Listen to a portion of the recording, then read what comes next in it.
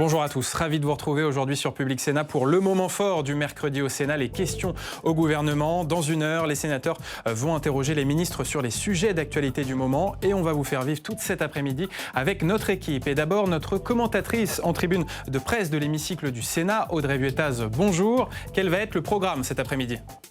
Aujourd'hui, plusieurs questions porteront sur les violences faites aux femmes à la veille de la journée internationale consacrée à ce sujet. Les sénateurs écologistes, socialistes et communistes ont prévu d'interpeller Gérald Darmanin, le ministre de l'Intérieur, sur le sujet. Il sera aussi question de violences sexistes et sexuelles dans le monde politique, le jour où Nicolas Hulot annonce se retirer de la vie publique.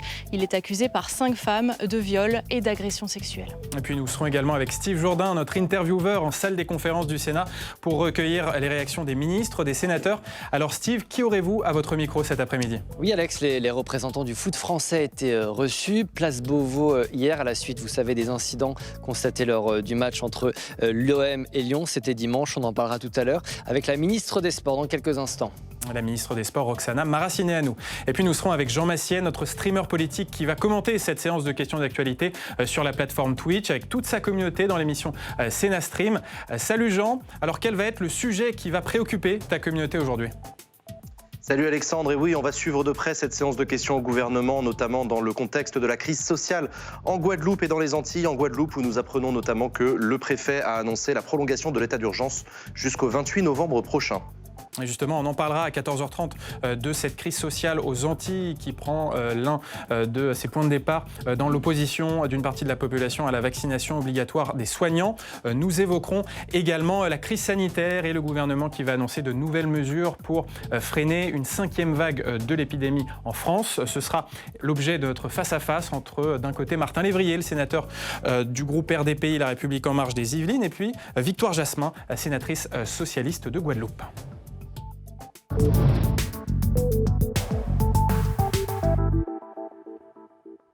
Mais d'abord, c'est l'heure de notre débat et on va s'intéresser au budget 2022. Un texte que le Sénat a rejeté hier en bloc, le dernier projet de loi de finances du quinquennat d'Emmanuel Macron. Le Sénat en a examiné seulement la moitié des articles et la majorité de droite du Sénat considère que c'est un budget électoraliste. Retour sur ce blocage avec Cécile Sixou.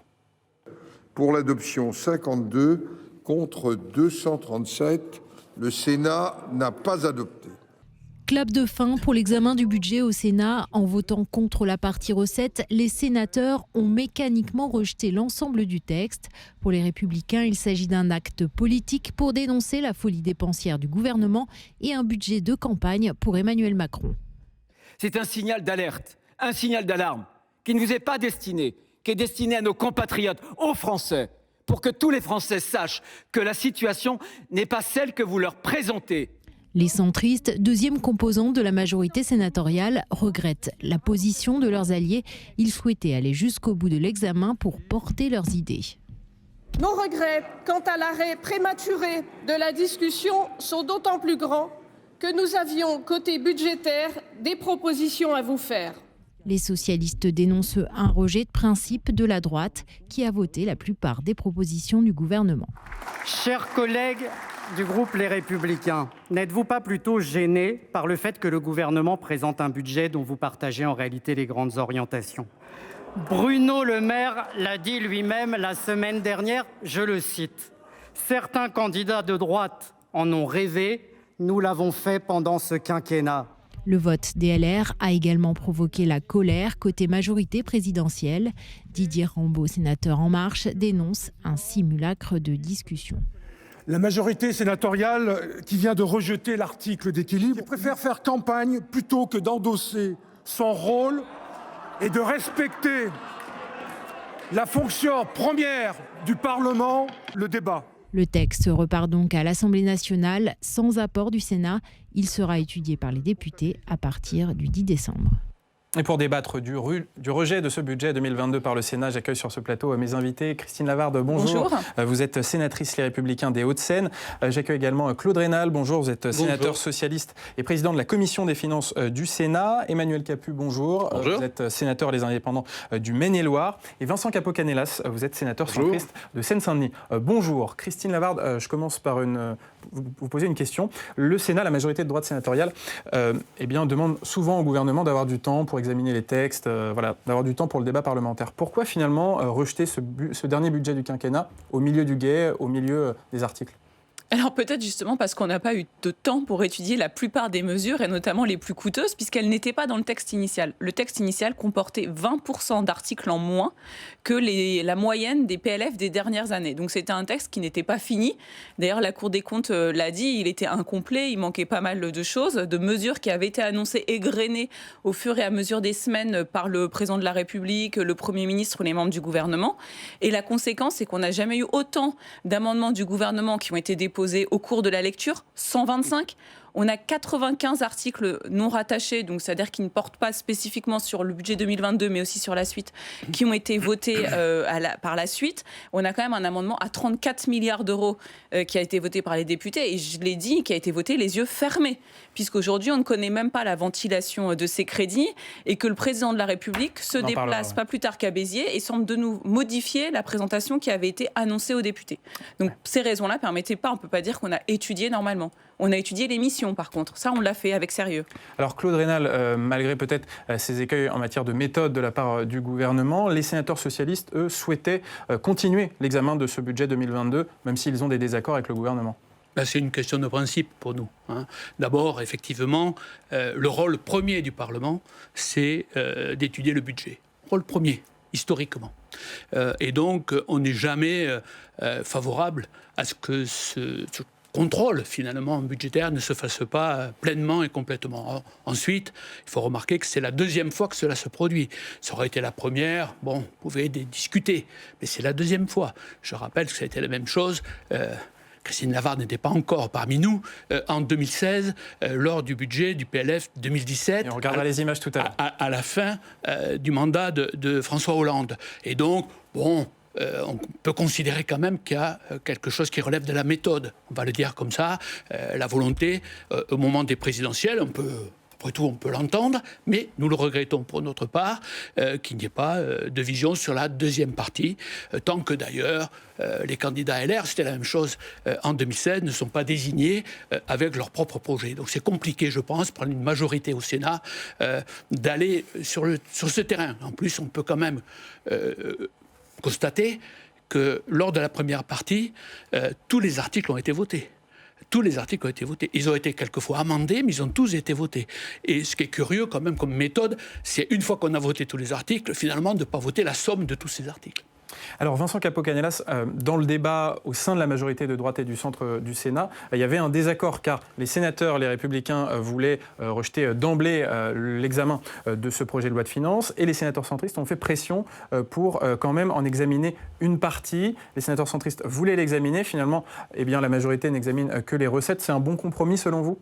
Nous avons eu un débat avec nos partenaires de la majorité, le groupe Les Républicains, parce que nous souhaitions entamer l'examen de ce budget. Alors c'est vrai qu'il est critiquable sur différents aspects, et notamment la maîtrise des dépenses publiques est un sujet. C'est vrai que c'est un budget qui intervient en année préélectorale, donc à chaque fois on peut estimer qu'il manque un peu de rigueur, mais on préférait entamer l'examen, aller au bout si possible, pour marquer les différences, marquer les apports du Sénat. C'est plus une question de méthode que de posture réellement. Voilà, donc hier, nous avons choisi de ne pas participer au vote parce que ce vote était acquis. On savait qu'il y aurait un rejet. Nous n'avons pas participé au vote, ce qui était une manière aussi de regretter cet artifice-là qui a coupé court au débat. Alors c'est vrai qu'il y a eu beaucoup de travail qui a été fait dans les commissions, que chacun a pu exprimer son point de vue, mais je pense que ça aurait gagné à ce qu'on puisse enrichir le texte en séance publique. Emmanuel Capus, c'est une occasion manquée pour la majorité du Sénat d'examiner ce budget 2022 ? Évidemment. Comme le dit le président Raynal, la majorité, elle a voté tous les articles, du 1 au 18, sans jamais rien dire. Donc quand on adopte des articles, c'est qu'on est favorable. Donc le dernier article, c'est juste l'article d'équilibre. Donc c'est juste une addition. Donc il n'y a aucune raison de ne pas le voter. Donc c'est juste un coup de com'. en espérant faire parler sur ce point-là, mais en fait, vous aurez noté que ça n'a pas non plus été un coup de com' extraordinaire, personne n'en a parlé. En revanche, il reste le coup de canif dans le bicamérisme, parce que c'est le fondement même, comme l'a dit le président Raynal, du Parlement, de consentir à l'impôt et de voter l'impôt. Et comme vous le dites, en plus, et comme l'a dit Christine Lavarde, on avait étudié un certain nombre de missions, et la vérité, à mon sens, c'est que je pense que la majorité LR ne voulait pas montrer que sur la plupart des missions, sur la défense, sur la justice, sur l'enseignement supérieur, sur l'enseignement tout court, sur la recherche, les crédits avaient été adoptés, et qu'en réalité, en disant qu'il fallait baisser les dépenses, elle était incapable, cette majorité sénatoriale, de dire où est-ce qu'il faudrait baisser les dépenses, et ça ne l'arrangeait pas de le dire.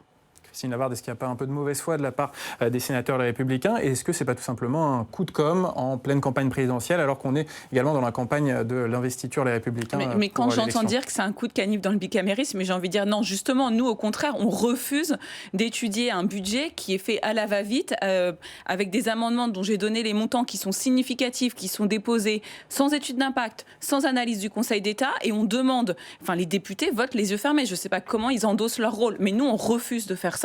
Et c'est la raison pour laquelle c'était le seul moyen pour nous d'exprimer cette colère et ce mépris du Parlement. Si on ne méprisait pas le Parlement, à ce moment-là, le texte aurait été déposé complet, aurait fait l'objet d'une analyse complète, et on aurait pu en débattre. Là, ce n'est pas le cas. On n'avait pas l'ensemble des outils à notre disposition pour le faire.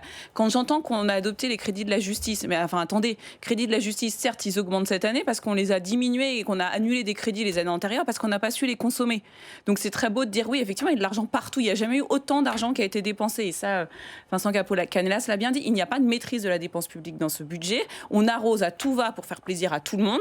Après, il faut aussi aller regarder dans le détail tout ce qu'on n'a pas fait les années antérieures. On communique beaucoup dans ce gouvernement, après on agit peu. Donc pour vous, il n'y a aucun lien avec la campagne présidentielle, c'est pas un coup de com' des LR? Non, c'est vraiment un problème de manière de faire. Alors, vous le disiez, Claude Raynal, ce n'est pas la première fois que la majorité de droite sénatoriale rejette l'examen du budget, car ça avait été le cas en 2016 pour le dernier projet de loi de finances du quinquennat de François Hollande. La majorité de droite avait refusé de l'examiner, et pour protester, les sénateurs socialistes à l'époque avaient foulé aux pieds le budget papier dans la salle des conférences du Sénat. Souvenez-vous.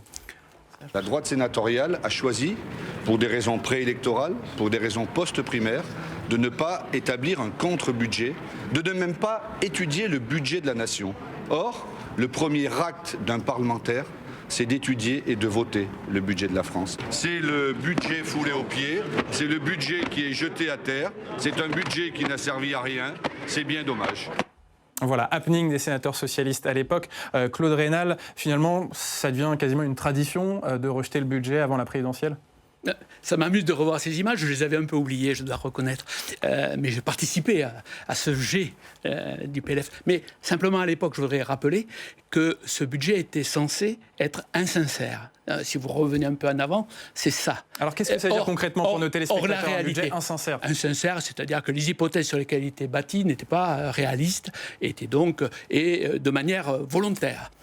La réalité, c'est qu'il était basé sur une augmentation du PIB de 1,5%, jugée insincère. Du produit intérieur brut. À l'époque, oui, du produit intérieur brut. Et la réalité, c'est qu'on a fait 2,3. Voilà la réalité. C'est pour vous dire que des fois, il y a loin de la coupe aux lèvres, et qu'entre l'intention finalement qui était de rejeter la politique de François Mitterrand, ce qui, de la part de la majorité sénatoriale de l'époque, pouvait s'entendre, bien entendu, et la traduction qui en avait été faite, on était vraiment très loin du sujet. J'ai bien peur que, même si Christine Lavarde a tout à fait raison sur un certain nombre de reproches qu'on peut faire à ce budget, avec effectivement, je ne dirais pas des éléments d'insincérité. D'incomplétude forte. D'incomplétude forte. C'est-à-dire, on vous dit, voilà, 30 milliards, ou 34 milliards, on vous dira demain comment on les dépense. Bon, très bien, etc. Donc, on partage cette analyse. Par contre, pour autant, on ne considère pas que ce soit un outil tel qu'on ne puisse pas le dire en séance, l'exprimer en séance, et le manifester par un vote négatif en séance. Un budget incomplet, Vincent Capo-Canellas. Comment vous le jugez, ce texte, par rapport aux anciens budgets du quinquennat d'Emmanuel Macron? Est-ce qu'il est biaisé, finalement, par la campagne présidentielle? Alors, on sent bien qu'au moment où l'épreuve électorale majeure arrive, on a tendance quand même à prendre un petit peu plus de liberté et à être plus attentif à tous les secteurs d'activité qui ont besoin d'être soutenus et qui demandent, entre guillemets, leur dû et parfois un petit peu plus. C'est normal, ça c'est le jeu démocratique. Et puis on sort d'une crise C'est toujours plus historique difficile de résister. Alors il s'agissait d'abord de sortir de la crise. Il y a un effort de relance. C'est vrai qu'il y a les annonces du gouvernement. Pour les 34 milliards, ce sera sur plusieurs années. Il n'y a qu'une inscription très partielle en 2022. Mais il est clair qu'on voit bien que sur les dépenses courantes, là, par contre, on a relâché l'effort. Et ça mérite effectivement un débat. Il y a différentes façons de le faire. Soit le rejet tel qu'il a été mis en œuvre, soit plutôt rentrer dans le détail et essayer de montrer, mission par mission, que parfois, on aurait pu faire d'autres choix. Voilà, mais ce budget est incomplet au sens où des ajouts ont été faits après le dépôt. Je crois que sur le texte initial, il n'y a pas beaucoup de choses à dire. Par contre, on voit bien quand même un certain nombre de missions qui augmentent. Donc, petit relâchement de l'effort qui finira par se payer. Ce qu'il faut que le pays ait en tête quand même, c'est qu'aujourd'hui, la Banque centrale est dans une posture qui est facilitante. Ça pourrait changer. Nos partenaires allemands aussi vont bâtir une nouvelle coalition. Donc, on a des tensions qui peuvent intervenir, des difficultés à se financer, des difficultés sur les taux d'intérêt qui peuvent arriver. Nous ne pouvons pas rester l'un des grands pays de l'Union européenne qui soit à la traîne en matière de comptes publics. Et si nous n'avons pas mis en ordre nos comptes publics, eh bien, nous allons être en situation extrêmement fragile. On peut emporter l'euro avec ça et on peut créer aussi une crise européenne, mais surtout fragiliser l'épargne des Français à terme. Donc voilà, il va falloir quand même, pendant cette élection présidentielle, restaurer la question de la redéfinition du rôle de l'État, des missions de l'État et essayer de faire un effort de clarification de nos finances publiques, parce que sinon nous allons le payer. Ça ne peut pas durer comme ça. Alors après, c'est une question de rythme et d'opportunité. Le gouvernement a été très maladroit dans sa façon d'égrener les dépenses. Mais le Capu, est-ce que ce budget 2022, c'est un budget électoraliste qui prépare la campagne présidentielle d'Emmanuel Macron ? Mais la question, elle n'est pas là. Parce qu'en fait, on n'a pas voté la question préalable. Donc rejet... La question préalable, ce serait le rejet d'emblée d'emblée. Ce qui n'a pas été fait. Pendant 4 jours, le Sénat a travaillé jeudi, vendredi, samedi, lundi, pour amender le texte, voter ensuite ces amendements et voter les articles. Donc le texte qui a été rejeté, ça n'est pas le texte de l'Assemblée nationale, c'est le texte voté par le Sénat. Donc c'est pour ça que je dis c'est plus qu'un coup de canif, c'est même un coup dans le pied, on s'est tiré une balle dans le pied, puisque ça n'est pas d'ailleurs la majorité sénatoriale, c'est le groupe majoritaire et le groupe socialiste, pour des raisons diamétralement opposées, qui ont rejeté les recettes, mais qui n'ont absolument pas rejeté les dépenses, et qui se sont tiré une balle dans le pied en refusant de continuer le débat sur ce budget tel que le Sénat l'avait modifié. Donc en fait, le rejet qui est intervenu, c'est le rejet du texte du Sénat. Et c'est pour ça que je dis que c'est embêtant, parce que c'est notre rôle. Quand on n'est pas d'accord, et moi je ne dis pas est-ce que le budget était bien ou pas, je dis notre rôle, c'est de l'améliorer et de dire sur quelles dépenses, notamment, parce qu'on avait encore 2 semaines pour le dire, sur quelles dépenses il aurait fallu faire des économies. Ça, c'est notre rôle. On n'a pas nécessairement le dernier mot. Ça, c'est la Constitution. Mais notre rôle, c'est de tenter de représenter les collectivités territoriales et d'améliorer le texte. Mais sur le fond, quand même, de toutes ces dépenses budgétaires, est-ce qu'Emmanuel Macron n'est pas en train de faire campagne comme présidentielle avec le chéquier de l'État ? Est-ce que c'est pas un budget électoraliste sur le fond de ces dépenses ? C'est un budget de fin de quinquennat. Jean-Claude Roquier a eu des mots extrêmement clairs de ce point de vue-là. Le président des sénateurs radicaux. Je ne connais pas de gouvernement qui diminue la dépense à la veille d'une élection présidentielle. De là à l'augmenter, voilà, comme ça a été fait, il y a une nuance. Est-ce qu'Emmanuel Macron a battu le record ? Je ne pense pas. Je ne pense pas. En termes d'affichage, ce qui m'inquiète un peu, effectivement, c'est ce qu'a dit le président Reynal. Il ne faut pas que ça devienne un usage de rejeter le budget parce que c'est une année électorale. Ça, c'est gênant parce que ça veut dire qu'un budget sur 5, on ne l'examine plus. Alors Vincent Capo-Canellas évoquait l'état de nos finances publiques. Je voudrais qu'on regarde quelques chiffres sur ce budget 2022 avec un déficit qui est en baisse par rapport à l'année dernière, 4,8% de notre richesse nationale, une dette qui est très élevée mais qui est en légère baisse, qui représente 114% de notre PIB, et puis des impôts aussi qui ont baissé sur le quinquennat d'Emmanuel Macron et qui représentent des prélèvements obligatoires, 43,5% du PIB. Christine Lavarde, finalement, il y a une baisse du déficit, une baisse de la dette par rapport à l'an dernier, donc ça pourrait, une baisse des impôts, ça pourrait plaire à la droite. Alors attendez, on va en reparler parce que bon, le déficit, l'année dernière, c'était quand même un contexte très particulier, et la dette, c'est justement, en fait, c'est un tour de passe-passe de ce gouvernement, puisqu'on voit bien que le besoin d'emprunt supplémentaire de l'année prochaine est plus important que la richesse créée par la croissance du PIB. Donc, vous voyez bien qu'on ne peut pas expliquer une baisse du taux d'endettement. C'est uniquement parce qu'en fait, le gouvernement a surémis, donc a fait preuve d'un besoin d'emprunt supérieur en 2021, qu'il affiche finalement un ratio de dette plus faible en 2022. Donc c'est un tour de passe-passe budgétaire, mais dans les faits, notre besoin de remboursement ou notre besoin d'emprunt ne diminue pas. Donc il faut vraiment aller regarder ce qui se cache derrière les chiffres. Donc ça, c'est faux. Et ensuite, le dernier, c'était les taux de prélèvement. Alors effectivement, mais quel renoncement! On arrive à ce chiffre-là parce que le gouvernement a renoncé sur la trajectoire de la taxe carbone. Si jamais le projet qui avait été là dès le départ... Alors, ce que je dis, il a renoncé sur ça. Après, je ne dis pas qu'il n'aurait pas fallu, peut-être, nous on l'avait dit, il fallait aller plus lentement. On a fait faire des marches trop vite, donc ça a entraîné le mouvement des Gilets jaunes, mais à la fin on a reculé. Donc voilà, ces chiffres, vous les présentez comme ça, mais il faut aller regarder le détail. Vincent Capo-Canellas, qu'est-ce que vous pensez de l'état de nos finances publiques? Vous dites qu'il faut faire plus d'efforts, mais est-ce que c'était vraiment le moment, là on est encore dans la crise sanitaire, c'était vraiment le moment de faire des efforts budgétaires? Écoutez, souvent on parle de taux, de pourcentage, on dit 115% du PIB, s'agissant de la dette, et personne ne voit trop de quoi il s'agit. Mais quand même, rappelons qu'en gros, on a 408 milliards de dépenses de l'État, et on a 155 milliards de déficit. Ça montre bien qu'il y a une impasse budgétaire qui est très forte, et donc le pays vit au-dessus de ses moyens. Et ça, c'est une réalité. Alors après, il va falloir voir comment on se remet sur de bons rails. Quelles auraient été les propositions des centristes? Il fallait éteindre l'incendie avec la crise qui est intervenue. Et d'ailleurs, aujourd'hui, on peut observer quand même qu'il y a encore une forte incertitude économique. On voit bien qu'on va ou pas avoir des mesures de restriction. J'espère qu'on évitera les reconfinements. Et donc, on est encore sur quelque chose d'extrêmement mouvant. Voilà, donc, il va falloir simplement partir d'un point de vue, c'est que quand on est au budget, on constate des économies et on constate l'effet de certaines réformes. Donc quand nous, parlementaires, on voit passer les textes budgétaires, on peut certes amender, mais on ne va pas décider de baisser de 10 milliards une mission comme ça. Ça veut dire qu'il faut avoir fait un certain nombre de réformes avant. Et donc je souhaite que dans le débat présidentiel, on mette cet élément-là au débat public et admettre que la réforme des retraites est un des sujets qui doit permettre de faire des économies, par exemple. Le gouvernement a été courageux sur l'assurance chômage, mais il faut redéfinir un certain nombre de missions de l'État avec une grande difficulté, c'est qu'on a besoin effectivement d'effectifs dans les hôpitaux, on le voit bien, dans la police, dans la justice. Il y a d'autres secteurs de l'administration pour lesquels il faut qu'on réfléchisse différemment, parfois qu'on délègue au privé et qu'on assure des missions de service public sur une base un peu différente. Alors il y a un sénateur qui a un avis opposé au vôtre et aux économies nécessaires que vous prenez, c'est Pascal Savoldelli, le sénateur communiste du Val-de-Marne, qui est en salle des conférences du Sénat avec Steve Jourdain. Oui, Pascal Savoldelli, bonjour. Bonjour. On va venir sur le fond de ce budget, mais déjà le Sénat qui rejette ce budget 2022 selon examiné en intégralité, vous le regrettez? Alors mais attendez, là on est dans un jeu de dupes. Et ça, le groupe communiste républicain écologiste et citoyen ne va pas participer à ce jeu de dupes, puisqu'en gros on nous demande là, en peu de temps, d'arbitrer un débat entre la majorité de la majorité sénatoriale, pour ne pas les citer les républicains, et la majorité gouvernementale. C'est-à-dire que là, ce qu'on vit, ce n'est pas un débat budgétaire.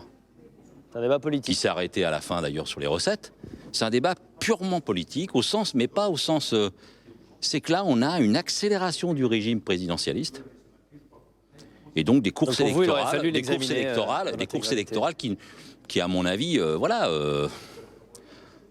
élargissent pas la capacité d'initiative, la capacité de réflexion qu'est celle du Sénat. Alors sur le qu'est celle des deux chambres d'ailleurs, parce que vous avez vu qu'il y a eu 149 amendements de la part du gouvernement entre l'Assemblée nationale et le Sénat.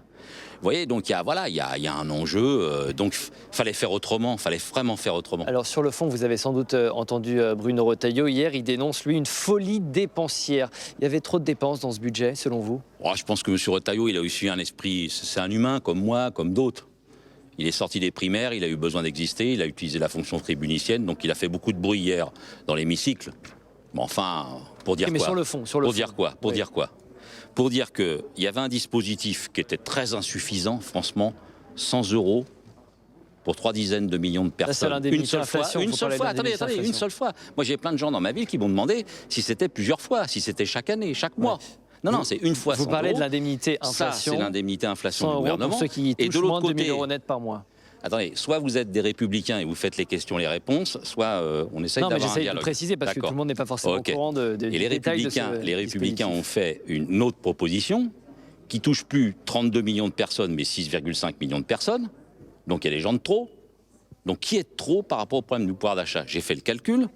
Près de l'1/3 des gens qui sont des ayants droit de la prime d'activité ne sont pas concernés. Près d'1/3 des ayants droit du RSA ne sont pas concernés. Donc attendez, mais c'est un jeu de dupes. Franchement, c'est un jeu de dupes, c'est un arbitrage. Et je pense que quand on est de gauche, qu'on est sincère et qu'on a l'esprit de responsabilité, on ne participe pas à cet arbitrage entre des droites. Voilà. D'accord. Donc, selon vous, il n'y avait pas trop de dépenses dans ce budget. On parle de 3 000 milliards d'euros de dette publique pour l'année prochaine. Il n'y a pas de problème à ce niveau-là, selon vous? Mais qui a posé la question préalable? Qui a posé la question préalable du budget de l'État? Le seul groupe qui l'a fait, c'est le groupe communiste républicain et citoyen. C'était le moment d'appliquer un vote sanction. C'était le moment d'appliquer un vote sanction. C'est-à-dire ne pas examiner le budget. Ne pas examiner le budget. Qu'est-ce qu'on a fait là? On a, pour à la fin, pas voter les recettes pour pas examiner le budget. Franchement, laissons ces artifices des procédures. On a un problème politique, on a un problème social. Le Secours catholique parle de 7 millions de gens qui sont au seuil de vivre. Vous voyez, par exemple. Donc selon vous, il aurait fallu dépenser davantage pour aider justement... Mais quand il y a eu les Gilets jaunes, on a passé, je vois mes collègues là, que ce soit Christine Lavarde ou que ce soit Capo Canella, on a bien passé quelques heures, une nuit, pour trouver 10 milliards. Donc c'est un problème de volonté politique. C'est une question de volonté politique, vous avez raison. Merci beaucoup, monsieur le sénateur, merci d'avoir répondu à mes questions. Merci à vous. Merci beaucoup. Steve, Claude Raynal, vous souhaitiez réagir? Sur le taux, tout à l'heure, des prélèvements à 43%. Ouais. Là aussi, c'est un grossier artifice. Parce que, si vous voulez, tout le monde peut être, après tout, se dire, s'il y a une croissance, la droite dirait, plus spécifiquement, s'il y a une baisse de la dépense publique, on peut réallouer et éventuellement rendre aux citoyens une part d'impôt. Les socialistes n'ont pas opposé, par principe, à la baisse des impôts. Bon. Mais par contre, lorsqu'il s'agit de se féliciter d'avoir baissé les impôts de 50 milliards au total, entre les impôts sur les personnes et les impôts sur les entreprises, 50 milliards, et qu'en réalité, toutes ces sommes, on les retrouve dans la dette, c'est-à-dire qu'on les retrouve avec un paiement différé, eh bien, je veux dire que là, on est vraiment dans quelque chose qui relève là aussi totalement du jeu de dupes.